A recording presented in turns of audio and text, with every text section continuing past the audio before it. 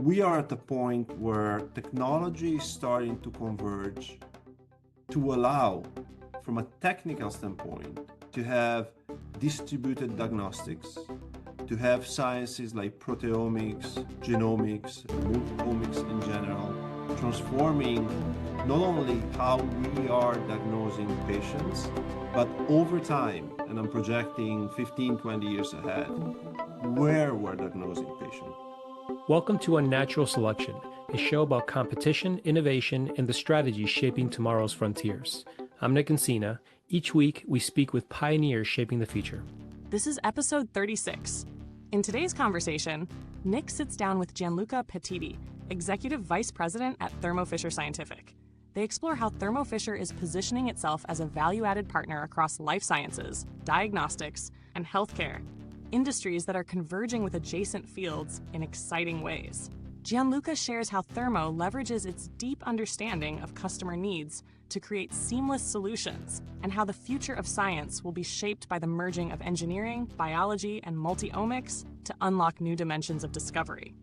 Gianluca Pettiti is an executive vice president at Thermo Fisher Scientific, overseeing technology businesses and initiatives in life sciences and diagnostics since January 2021. With a career spanning Europe, South America, China, and the US, he has been with Thermo Fisher since 2006, leading various international business efforts. He is also involved in advancing technology and healthcare through board memberships at the Italian Institute of Technology and HP Inc. An advocate for data-driven decision-making, he has published articles on AI in healthcare. He has led seminars internationally and at Ivy League institutions here in the US on technology and business, including a popular series on the self-driving enterprise, and holds a Master of Science in Engineering from Politecnico di Torino, which recognized him as an alumnus testimonial in 2017 for his contributions to innovation. Let's go. And Luca, it is a pleasure having you. Thank you for being on Unnatural Selection. Nick, it's my pleasure. Thanks for having me. Excellent.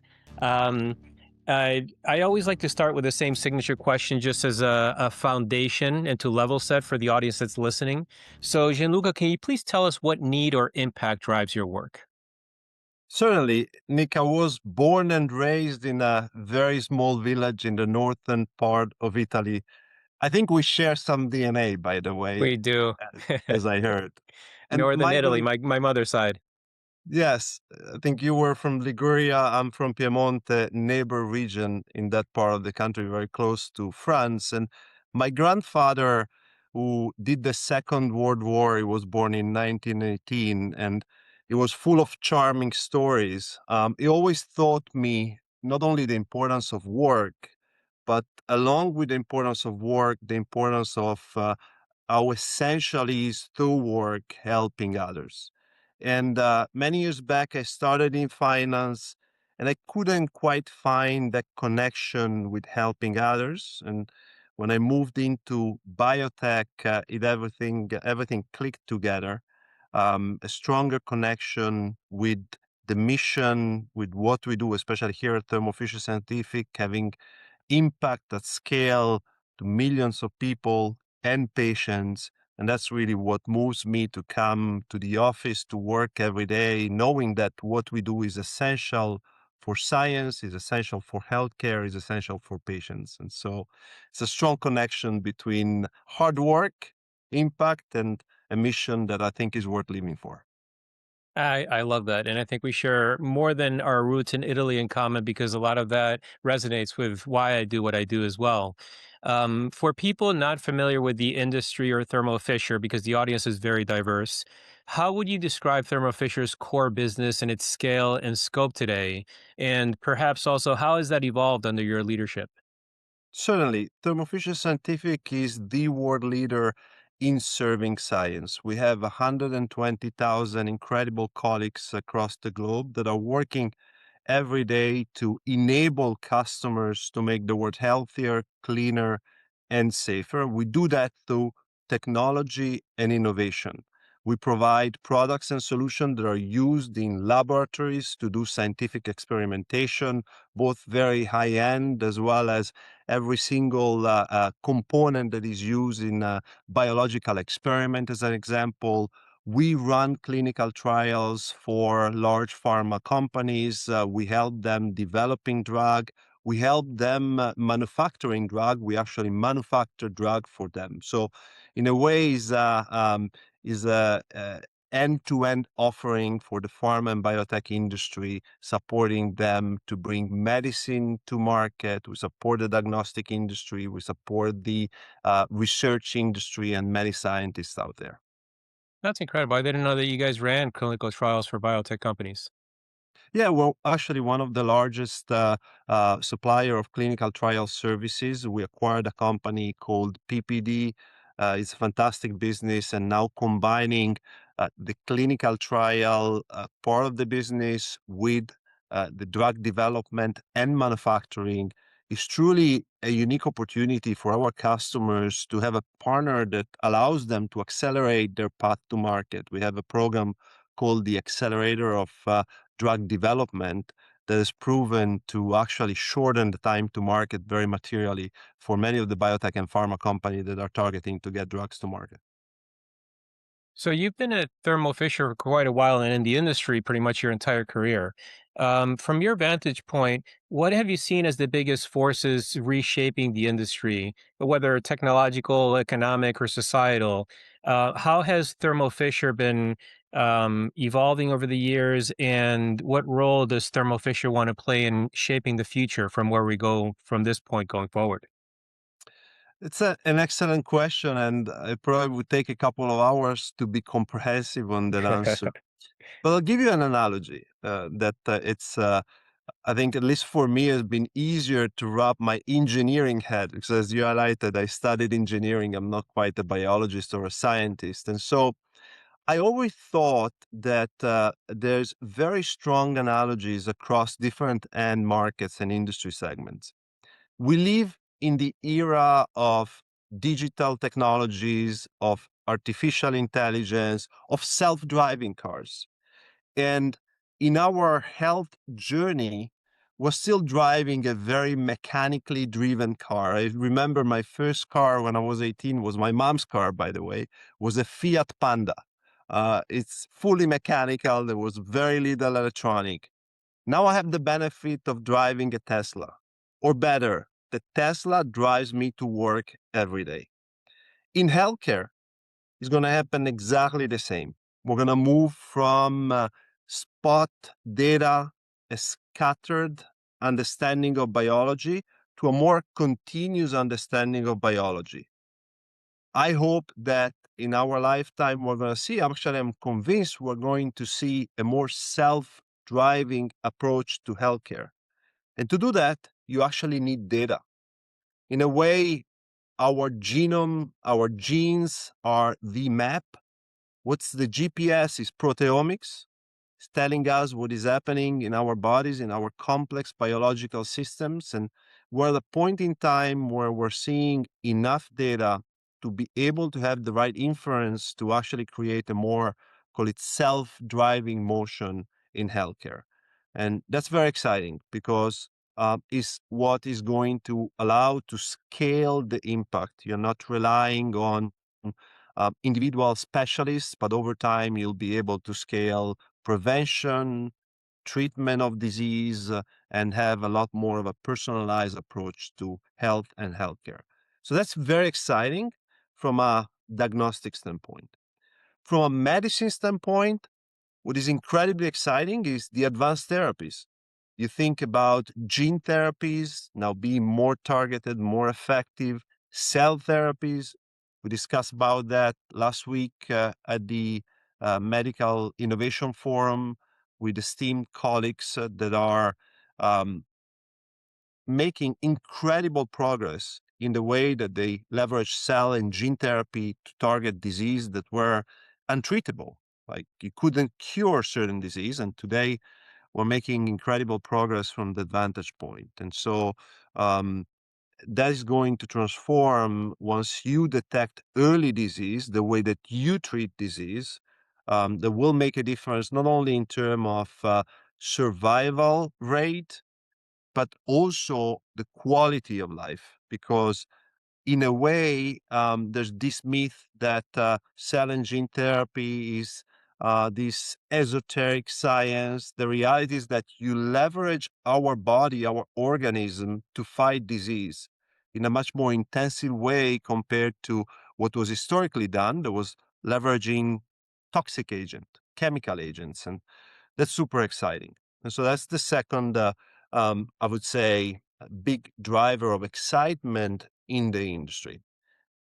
Around all of this, there's a tremendous amount of complexity, right? We shouldn't underestimate how challenging it is to scale and standardize these approaches, how hard it is to transform healthcare, both on the diagnostic side and on the delivery side. So there's a tremendous amount of complexity, but also tremendous amount of potential.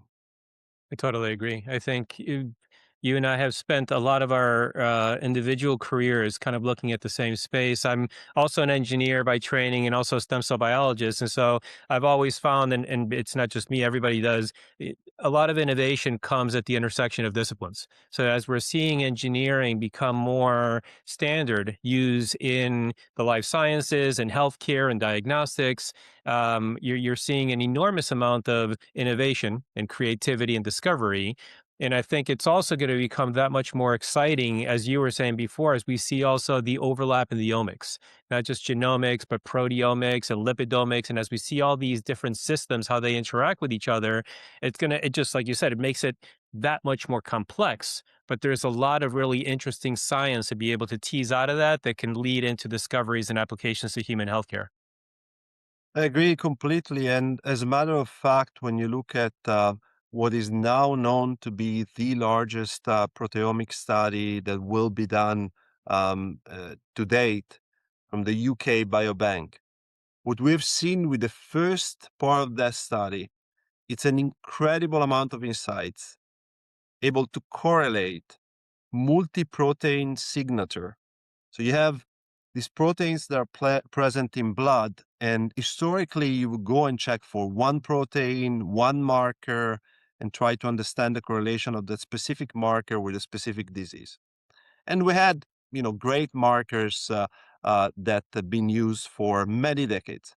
Now, what the scientists are discovering is that when you start to combine many proteins, 10, 15, 20 proteins into a signature, you can find those signatures in blood. So with a blood draw and testing those proteins, they happen to use the best technology in the industry is All-in Technologies, a company that we acquired last year. We're very excited about it.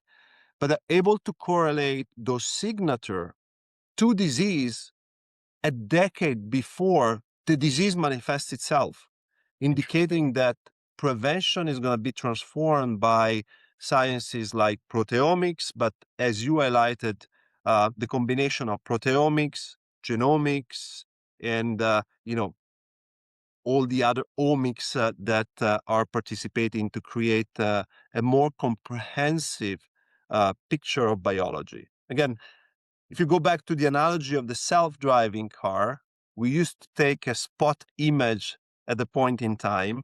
You really need a video. You need actually to have cameras that are able to capture what's going on around you in order to be able to actually allow the car to maneuver in traffic. And it's going to be the same with biology, and proteomics is part of that. So it's very exciting. And what the UK Biobank has done is very transformational.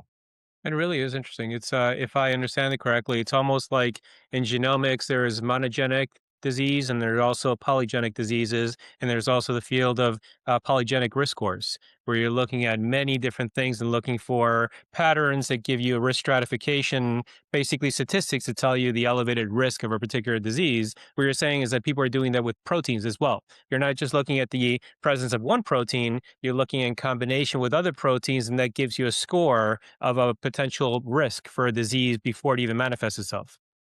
100%. And I would argue that what the UK Biobank is finding is that there's a higher level of correlation from multi-protein risk scores that correlated with disease compared to what we historically have seen from polygenic risk score. And I think the difference essentially is that proteomics is just in time. You're measuring in blood things that are happening in your body now, as opposed as mapping the genome or the mutations that are present that are purely a statistical indication of what could happen versus an indication of what is happening. And I think the combination of the two ultimately is going to give a more comprehensive understanding of disease, probability, progression, and then ultimately what's going to be incredibly powerful about proteomics is when a treatment is used, then you can go and check if the proteome has changed. And so it's going to give you immediate feedback on whether potentially a treatment is working or not as it is supposed to work. And so it's very exciting. It's super exciting. And I'm not saying things like Alzheimer's, for example, work under the same action, but you could also envision something where certain genes that do code for the incidence of Alzheimer's. Now, like you said, it's statistical. It's a probability, and they're not necessarily uh, high confidence that you're going to develop Alzheimer's. A lot of things can happen. And then there's the downstream. Once you have Alzheimer's, you see a buildup of plaques. And by that point, it might be too late. This intermediate step is really exciting because you can identify somebody at risk. You can monitor them, look for the presence of these combination of proteins that tells you the disease is building up. And that's where you can potentially intervene before you get to the downstream place where it's potentially too late.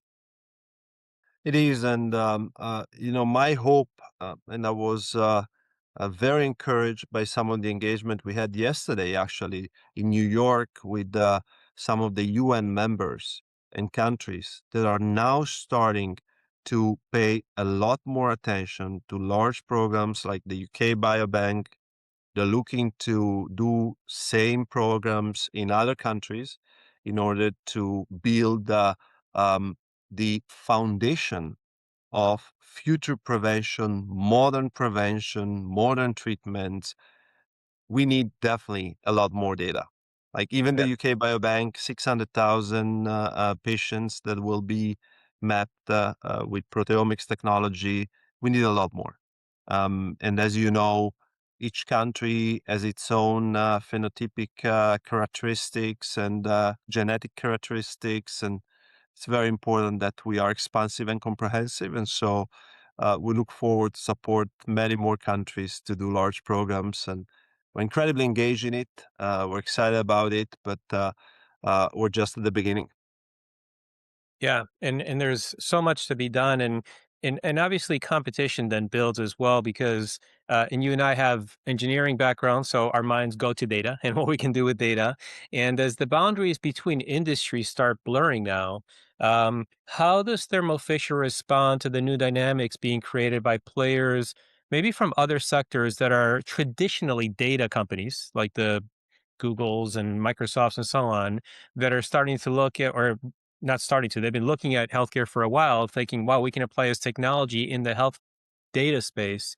So and obviously data is just becoming more and more valuable as you were alluding to it for Thermo Fisher in particular being in this field. How do you think about the blurring lines between traditionally either you're in life sciences and diagnostics or you're in like data platforms or you're in biotech? There's a lot of blending with these things. How do you and Thermo Fisher think about that evolving landscape? That's an excellent question, Nick. And I give you an anecdote. A few years back, with the release of the first generation AlphaFold and then AlphaFold 2 and now AlphaFold 3, everybody was concerned about the future of testing in structural biology, and it was the end of it. The reality is that the combination of in silico modeling done by AlphaFold and powered by AI and the wet lab testing done with our cryo-electron microscope, which are the best in the world for structural biology, um, have created what today is an incredible understanding on how protein interact, the structure of protein, etc. And I see the future playing out in a very similar way in many of the fields we operate in, where we're going to have the opportunity to partner with innovative digital players that have solutions that are AI in nature. We're developing our own AI solutions, starting from our laboratory operation with our LabOS. We're partnering every product that we are launching these days as an AI component in it. We are leveraging obviously machine learning and driving more data integration for our customers, and we're incredibly exciting. It's going to be very complementary. We do own a very material presence physically with our customers, and we're now being the enabler of them adopting digital and AI technology. And so it's very exciting. I also personally welcome, and that's why I'm on the board of companies like HP, this trend where by bringing in the segment more, call it pure digital players, we're actually going to accelerate innovation and science, and everybody will benefit from it. So I'm very encouraged by the digital players looking into healthcare. We're enablers, so we're partners. We're partnering with a lot of them, and the future is going to be bright. Yeah, I And there's agree. going to be a lot more testing done. That's the point, because um, to actually create the amount of data that we need to truly have a model that can accurately and systematically model biology will need many order of magnitude of data available compared to where we are today. I agree. Yeah, it is an exciting opportunity to partner.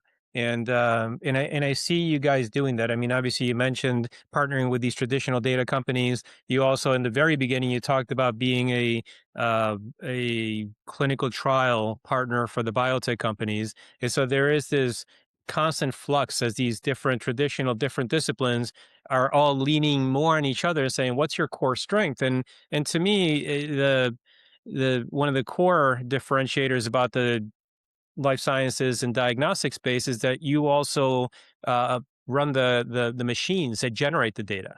So that puts you in a tremendous place to be able to add services right at the point where the data is captured and be able to produce everything from managing the data to interpreting it to analyzing it to presenting it and really kind of filling in that space between the biology and the human interface. Yeah, certainly. And, our customers do that best. And that's why we always position ourselves as enabler of our customers. We do enable them. That's our mission. And we do that with technology, with services, with certainly these days, more and more digital technologies and digital enablement and laboratory automation so that they can scale their capability to produce data, they can scale their capability to generate insights. Mhm. What would you say is Thermo Fisher's competitive advantage when it comes to other players in this space? I know scale could be one of those, but from your vantage point, you've been there for a long time, so you've seen the company, you've seen the industry evolve, you see the company evolve, and you've probably also seen strategies evolve. And so, what would you say is Thermo's main competitive advantage right now in this evolving market?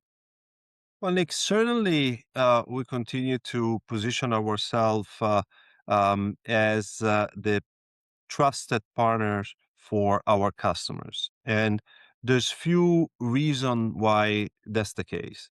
The first one is we try to listen to our customers, and we try genuinely to improve and help them improving the way that they run their science, they discover medicine, they bring medicine to market. The way we do it is through our strategy. And our strategy has been one of assembling a set of capabilities where we rarely or never um, interact with our customers on one specific domain.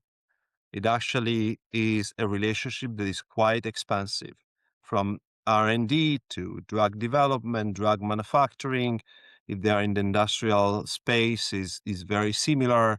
We support them both from a research and development standpoint, QA, QC standpoint, and manufacturing standpoint. And so that creates very strong relationship that create dependency across organizations. And so this is incredibly powerful. I think another element of differentiation based on our scale is our capability to innovate and continue to stay ahead. When you think about us investing more than 1.4 billion in R&D every year, is very material, is done at scale. You get the benefit of economies of scales. We have center of excellence where we develop software, where we leverage our scale to do more with the same dollar invested. And it's no secret that we keep being awarded with innovation awards, most recently for our Orbitrap Astral Zoom technology, which we launched this year in proteomics as part of our analytical instruments offering, and many more. And so that's the other area of differentiation. And I'll say the third one is the reach that we have. Thermo, Electron, and Fisher Scientific came together at a certain point in history in the early 2000s, and now we're able to bring to our customers not only our own product, but also third-party product. So in a time where you see more pressure from an economic standpoint, customers are pressed to drive productivity, we're a partner of choice to supply product to them in an economic way, enabling them to have choice and convenience. And that part of the value proposition resonates really well for them as well. So overall, it differentiates us a fair bit compared to competition.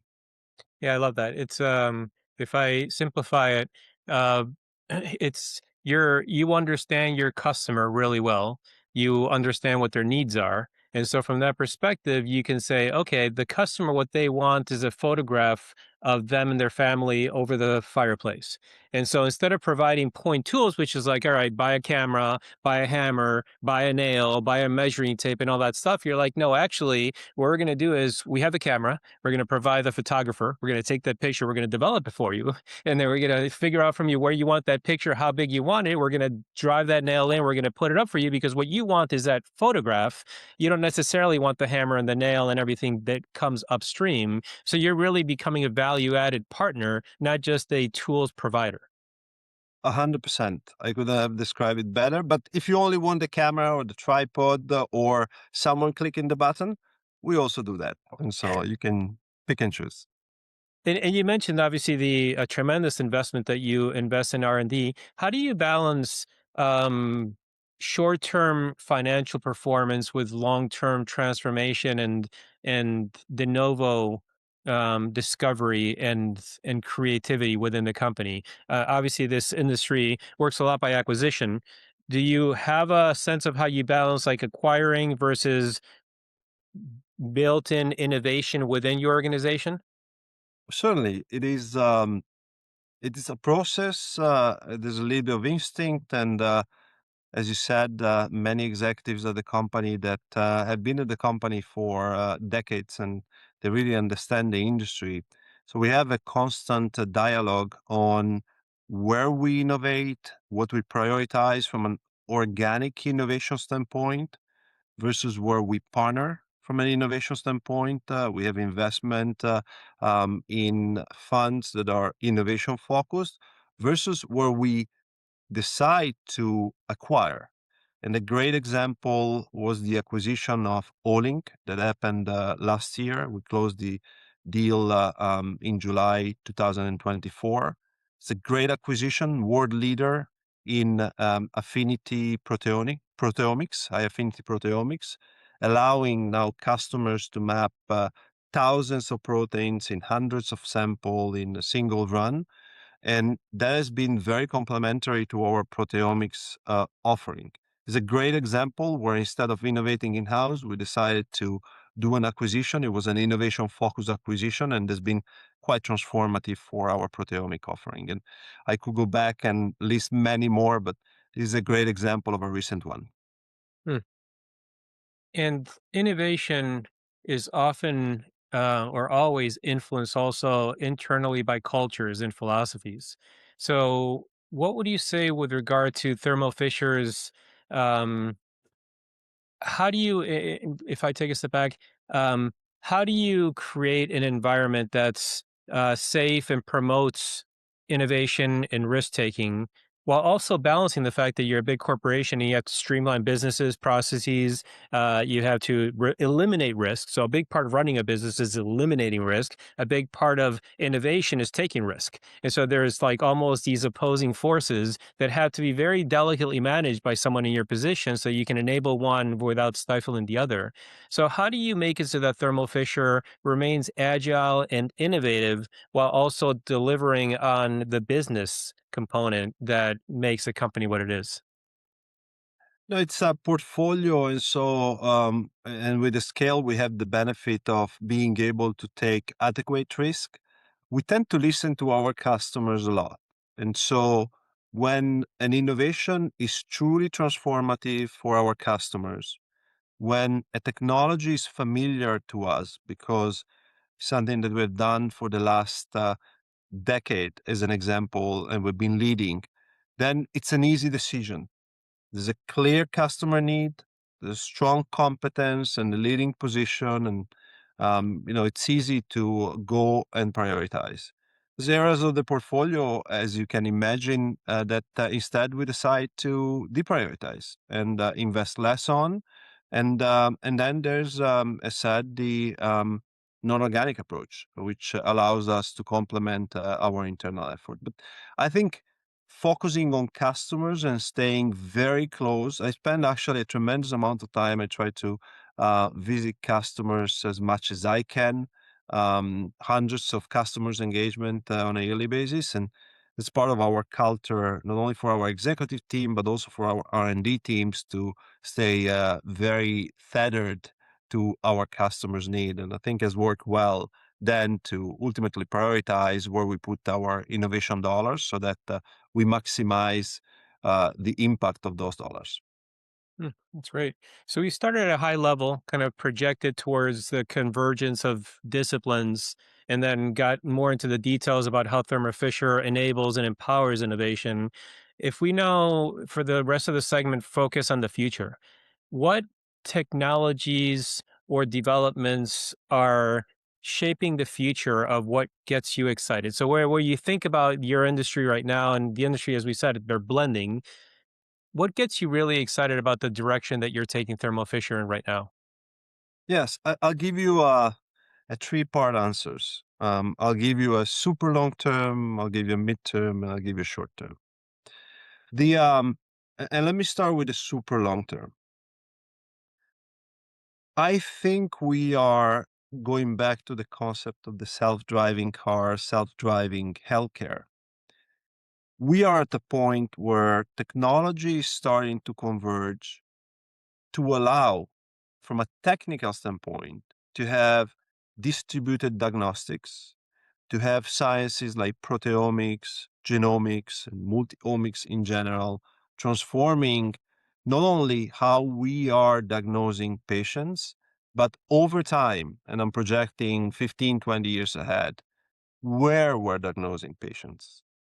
I'm a believer that eventually there's going to be enough miniaturization to allow for regular diagnostic done eventually in the homes. And so that's going to be incredibly exciting because not only is going to democratize diagnostics, but also allow intervention that will create a tremendous economic sustainability into our healthcare system, which is, by the way, the elephant in the room because we cannot continue to add cost to healthcare systems. Like we'll need to find deflation, and technology is what is going to drive deflation. I'm convinced about that. So the long-term future is very exciting, both from a technology standpoint, patient's impact standpoint, but also economic standpoint for our industry, because it's like moving from the mainframe in the 80s and 90s to the iPhone today. And that's going to happen at a certain point in our industry. Drug delivery is a different story, so it's going to be more complex, but there's tremendous innovation happening in that space as well. Midterm, what is very exciting is advanced therapies getting to maturity and seeing transformative therapies that are treating the N of one, untreatable syndromes and diseases, all the way to oncology that is becoming more and more a treatable, state. I think with some of the advancement that we're seeing in cell and gene therapy, immunotherapy, but also some of the new platforms that are being developed, like protein degradation and more, we're going to see, incredible progress on that front. And so that's super exciting. And AI, I think, is going to have a very material impact both on the short term, perhaps more on the healthcare delivery on the short term, and then more longer term on the biology front as well. And so the midterm is quite exciting. And on the super short term is where, we'll need to make sure that we are super crisp and navigate the environment well. And I think the pressing issues that are upon us, whether you look at tariff, whether you look at some of the pressure in different health system, MFN from a drug standpoint, and so on, going to be an incredible incentive for companies to continue to streamline the way they operate, to be more effective in the way they serve customers. Customer centricity is going to be even more important. And so I think it's going to help to actually refine the end markets, create a good starting point for the next decade, where I do believe that the future is incredibly bright. We're living in the golden age of biology, and the impact is going to be tremendous. I love that.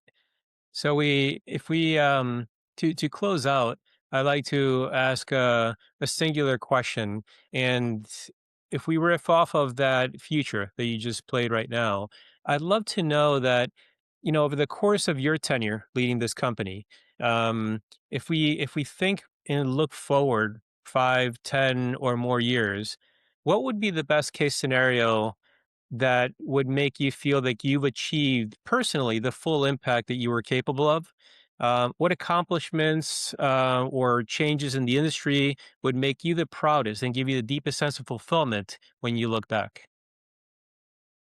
I would say more sustainable healthcare ecosystem across the globe, more access, having patients that truly have access to the treatments they need when they need it.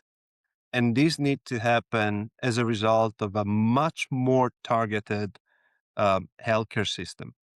Because if we're not more targeted, we won't achieve that. So if throughout our careers as executive at Thermo Fisher, and I always say our careers because the company is made by many incredible executives. I'm part of a fantastic team that truly does incredible things for our customers. If throughout our careers we are able to achieve an expanded access to medicine for patients at an affordable level by driving a more targeted dynamic in health system worldwide, I think we're going to have a tremendous impact. We will do it. We need a lot of partners like MGB for sure on the delivery side that will adopt a new mindset in providing healthcare. And I was incredibly encouraged to spend time with the team at NGB and seeing the direction of travel. I'm incredibly encouraged that even in these challenging times, in terms of pressure on health systems, we were able to have the World Medical Innovation Forum to talk about innovation and the importance of innovation, not as a cost to the system, but as a benefit to actually create more sustainability. If we can do all of that, we can also fulfill the vision of my grandfather, Oreste, that was born in 1918, that said work is important, but helping others through your work is perhaps even more important. I love that. Well, Gianluca, this has been a thrilling conversation for me. It's been great getting to know you. Congratulations on your presentation at the World Medical Innovation Forum. And it's really exciting to see the vision that you see for the future of not only Thermo Fisher, but the industry and healthcare overall. I relate and identify with a lot of that as well. I think we have very similar backgrounds when it comes to engineering and life sciences. So I'm looking forward to seeing how things develop and your impact over the company and the industry to come. So with that, thank you very much for your time. You've been very generous. Thank you for being on Natural Selection. And I look forward to maybe getting some Italian food at Little Italy North End here in Boston at some point. I might cook for you. I'm known to be a good host from that vantage point. So we might do it as a home-cooked meal, which for Italians is always an honor and a pleasure, and will be a pleasure to host you. Nick, thank you for having me. That was Gianluca Pettiti. Now, unnatural signals. What Gianluca kept pulling me back to was position. Where you sit in the system matters. The signals that we're archiving are: Thermo Fisher isn't just selling instruments. They manage the machines that generate the data. That puts them at one of the most important junctions in modern science. Their buy and build strategy absorbs new capabilities into the core platform. Acquisitions like Olink aren't about products, they're about control points in the value chain. Customer centricity becomes a defensive moat when you own the data flow. And the AI and massive data sets are accelerating the natural selection of scientific ideas. The long-term goal isn't just better tools. It's a more targeted and sustainable way to do healthcare. More signal, less noise, faster learning. That's the deeper pattern underneath everything he described. Thanks for listening to Unnatural Selection. If you enjoyed the episode, subscribe, leave a review, and share it with someone shaping the future. Explore more at unnaturalselection.net and connect with us on LinkedIn and Facebook. Until next time, keep evolving.